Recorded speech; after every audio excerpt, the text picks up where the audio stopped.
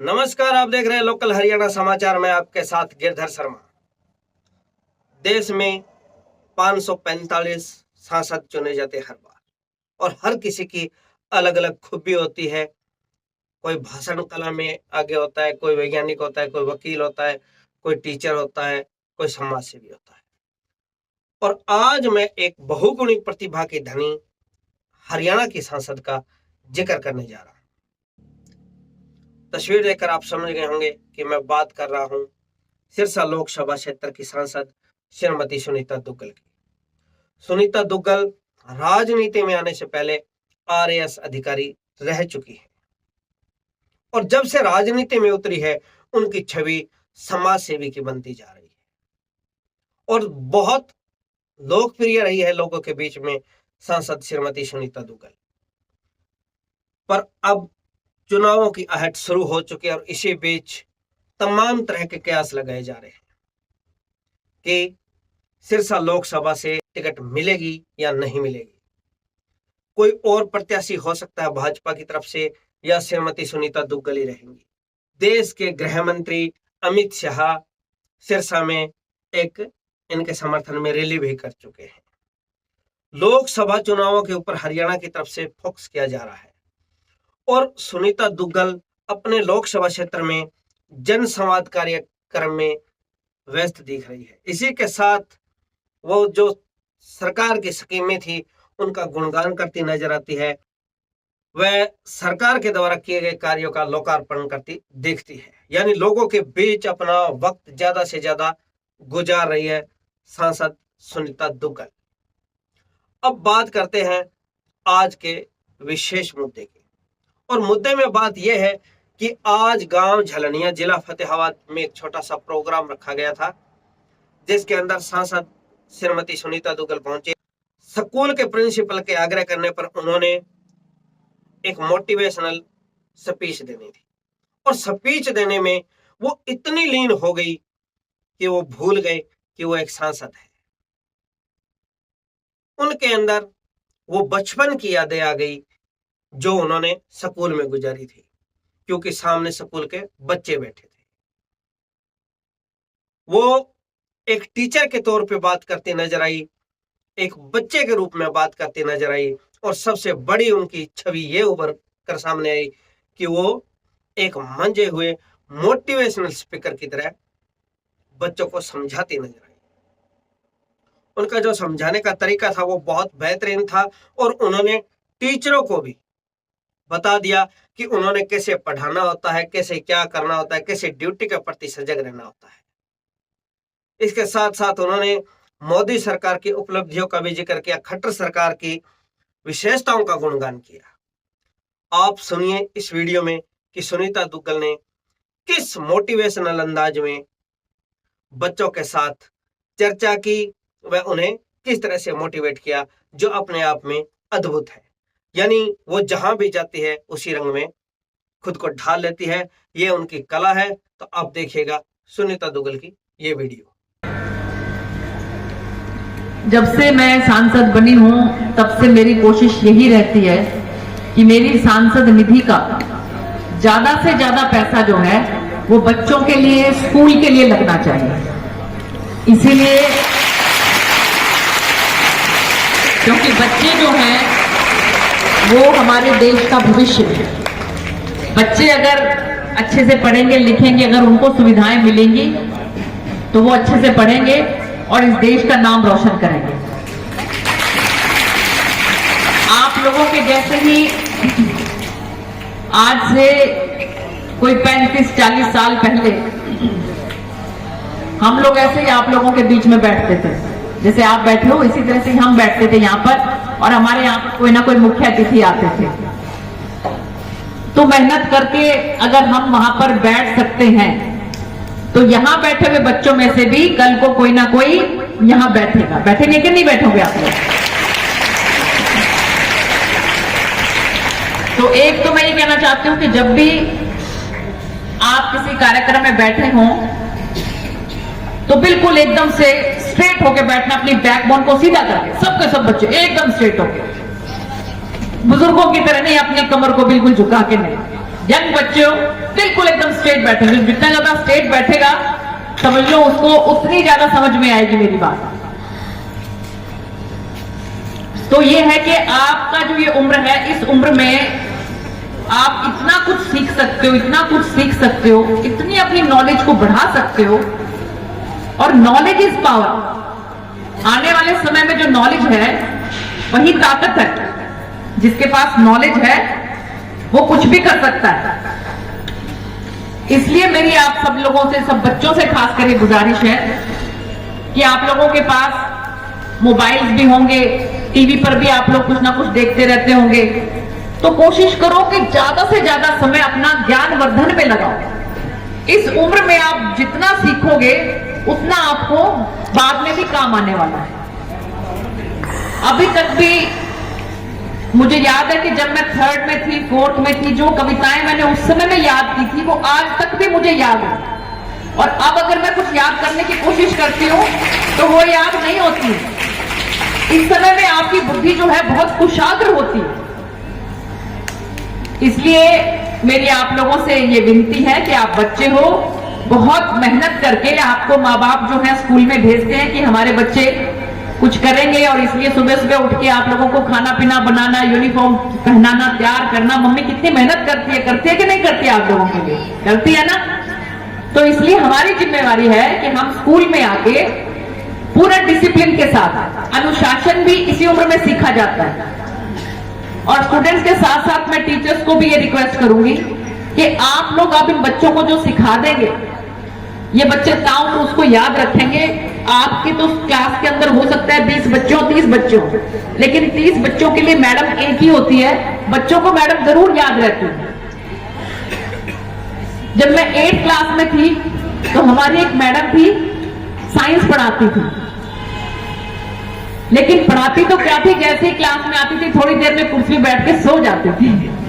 हमने उस मैडम का नाम रखा था नींद की गोली। बच्चे जो है वो टीचर्स को टीचर्स के हिसाब से जज करते हैं। बच्चे भी बहुत समझदार होते हैं, तो टीचर्स को भी बहुत डिसिप्लिन में, अनुशासन में रहना चाहिए। वो ये ना सोचे कि बच्चे, इनको क्या पता, तुम जो मर्जी करते रहो, कोई आकर रात में स्वेटर बुनने लग जाएंगे बैठ के आराम से, है ना। तो टीचर्स की भी बहुत ये खास, उनको भी ध्यान रखना है कि आपको ये जिम्मेवारी मिली है, इसको आप ईमानदारी के साथ निभाओ। जो क्लास आपने लेनी है, जो चैप्टर जिस दिन पढ़ाना है, वो पहले खुद घर से अच्छी तरह से पढ़ के आओ। अच्छी तरह से पढ़ के आके फिर बच्चों को बताओ, क्योंकि ये बच्चे ऐसे हैं कि CHOPRA क्या होता है? चोपड़ा।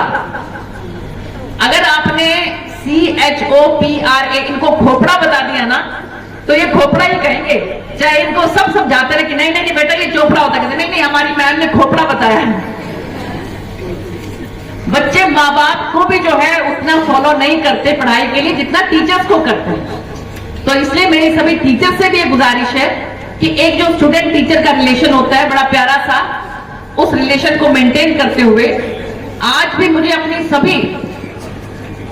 सभी टीचर्स के नाम याद हैं, और कितनी टीचर्स ऐसी हैं मेरे स्कूल की भी, कॉलेज की भी, जिनसे मैं आज तक भी टच में हूं, और इतना प्यार वो मुझे करती है, मैं भी उनको बहुत प्यार करती हूँ कि जब भी, और उसके बाद अब मुख्य अतिथि बन के जाना पड़ता है कॉलेज के अंदर, यूनिवर्सिटी के अंदर, तो बहुत खुश होती है कि हमारी स्टूडेंट ने देखो आज हमारी मुख्य अतिथि बनकर आई हुई।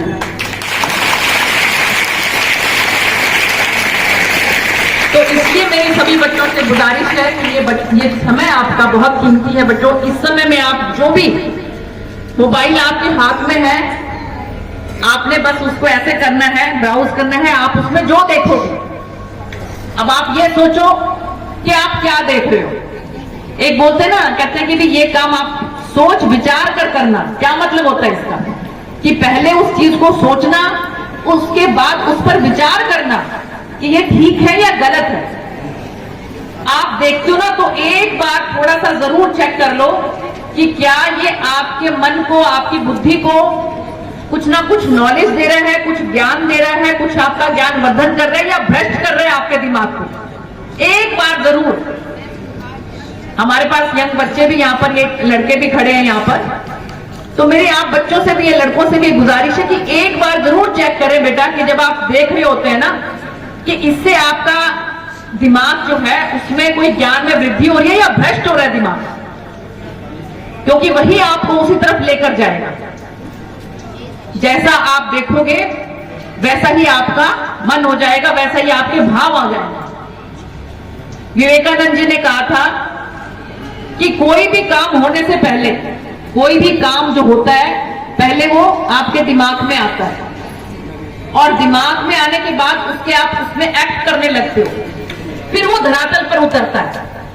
अब जैसे मुझे ये बताया गया, आपके प्रिंसिपल सर के मन में ये बात आई कि यहाँ पर पानी का टैंक नहीं है, हमारा जो ये गेट है ये टूटा फूटा है। पहले उनके दिमाग में ये बात आई ना, देखने के बाद उनके दिमाग में ये बात आई। फिर उन्होंने सोचा कि कैसे कर सकते हैं इसको, कहां से हम अरेंज कर सकते हैं। फिर उन्होंने मेरे पीए से बात की कि भैया ऐसे करके हमारे बच्चों के लिए जो है वाटर टैंक चाहिए और हमारा गेट भी है, क्या कर सकते हैं हम इसमें। तो उन्होंने बताया कि कोई बात नहीं, हमारी जो मैडम है सांसद हैं, हम उनके पास जो सांसद निधि आती है क्यों ना उनसे एक बार बात करके देखें। फिर उन्होंने इसके बारे में मुझसे बात की, मुझे भी लगा कि स्कूल का काम है, बच्चों का काम है, तो मैं 100% करूंगी, और मैंने हाँ कर दी। और उसके बाद हमने वो काम की कार्रवाई करी, और उसके बाद आज आपके सामने वो वाटर टैंक भी है और आपका गेट भी ठीक ठाक बन चुका है। तो कोई भी जो काम होता है वो पहले आपके दिमाग में आता है, उसके बाद उसके ऊपर कार्रवाई होती है, उसके बाद वो आपके सामने आपके स्पष्ट रूप से आपके समक्ष आता है। तो इसलिए अगर आपकी सोच अच्छी होगी तो आपके कृत्य भी अच्छे होंगे, और अगर आपके कृत्य अच्छे होंगे तो आपको उसका फल भी बहुत अच्छा मिलेगा सामने। तो इसलिए जब भी कोई इस तरह से कोई मीटिंग हो, कोई सेमिनार हो, कोई आपके पास आए तो अटेंटिव होके बैठना। अभी मुझे देख रहे हैं कुछ बच्चे इधर हो रहे हैं, कुछ उधर हो रहे हैं, खड़े हो जाए एक बार सारे के सारे बच्चे, स्टैंड। अब मैं देखती हूं आप लोग कितने अटेंटिव हो। सिट, स्टैंड, जल्दी जल्दी से, सिट, स्टैंड, सिट। इतनी देर क्यों लग रही है, इतनी देर क्यों लग रही है, इतनी देर क्यों लग रही है भैया आपको। स्टैंड, स्टैंड, ये क्या है। सिट, सिट, ये क्या है। इसका मतलब अटेंटिव नहीं हो ना। सिट, ये क्या है। आप लोगों को अपने आंख नाक कान अच्छी तरह से खोल के तब देखना है कि क्या करना है। सिट, बताओ, अभी भी अभी भी अभी भी अब बैठे रहो बस, अब स्टैंड नहीं करो, ठीक है, ठीक से बैठो। बहुत प्यारे बच्चे, तो आप सब लोगों को अच्छे से खूब, ये समय आपका वापस नहीं आने वाला, खूब अच्छे से खेलना है, कूदना है, खूब अच्छे से खूब पढ़ाई करनी है। और देखो, मैं इस बात के लिए बहुत ज्यादा माननीय प्रधानमंत्री श्री नरेंद्र मोदी जी को धन्यवाद करती हूँ कि उनकी सोच ये है कि किस तरह से अंतिम छोर पर जो इंसान बैठा है वहां तक सरकार की योजनाएं पहुंचे, सरकार का लाभ पहुंचे। और उसी के तहत सरपंच साहब, मैं आपको कहना चाहती हूँ कि अब जो है एक विकसित भारत, कि हमारा भारत विकसित बने, विकसित भारत संकल्प यात्रा जो है वो हर गांव के अंदर जाने वाली है। और उसके तहत आप ये देखिए कि उसमें हमारी सरकार की जो योजनाएं हैं उसके अंदर दिखाई जाएंगी। और इसके साथ साथ अगर हमारी कुछ माताएं बहनें ऐसी हैं जिनका बीपीएल कार्ड नहीं बना है, जिनका फैमिली आईडी नहीं बना है, सरपंच साहब आप उसमें बनवा सकते हो। आप इस बात का थोड़ा सा ध्यान कर लें। और इसके साथ साथ माननीय मुख्यमंत्री जी का भी मैं धन्यवाद करना चाहती हूँ कि उन्होंने, अब आप लोग सब यहाँ पे बैठे हो, खास बात एक आपको बताना चाहती हूँ कि बेटियों के लिए उन्होंने क्या किया है कि जिस भी परिवार में आय जो है, पूरे परिवार की आय 1,80,000 रुपए से कम है, तो उसमें बच्चियां जो हैं कॉलेज में पढ़ेगी तो सरकार की तरफ से उनको फ्री पढ़ाया जाएगा, उनको कोई फीस देने की जरूरत नहीं है। और जिनके परिवार की आय 1,80,000 से लेकर 3 लाख रुपए तक की है, उनकी बच्चियों को कॉलेज के अंदर पढ़ने के लिए आधी फीस जमा करनी पड़ेगी, आधी फीस सरकार की तरफ से जमा करवाई जाएगी। तो इसलिए मेरी आप लोगों से गुजारिश है कि अपनी बच्चियों को जरूर पढ़ाएं, क्योंकि अभी हमने वुमेन रिजर्वेशन बिल भी पास किया है। तो बहुत सारी बेटियां इसमें से, हो सकता है कोई एमएलए बन जाए, कोई एमपी बन जाए, कोई सरपंच बन जाए, जिला परिषद चेयरमैन भी तो महिला आपके सामने ही है। तो इसलिए आप अपनी बेटियों को बहुत पढ़ाएं। इन्हीं शब्दों के साथ बहुत बहुत धन्यवाद। जय हिंद, जय भारत, भारत माता की जय हिंद।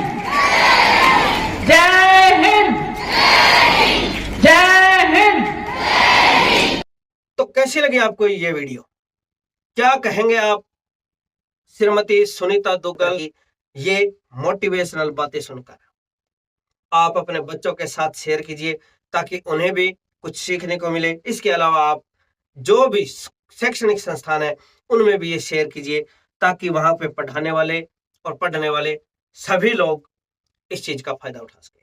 तो बहुत बहुत शुक्रिया, नमस्कार। देखते रहिए लोकल हरियाणा समाचार।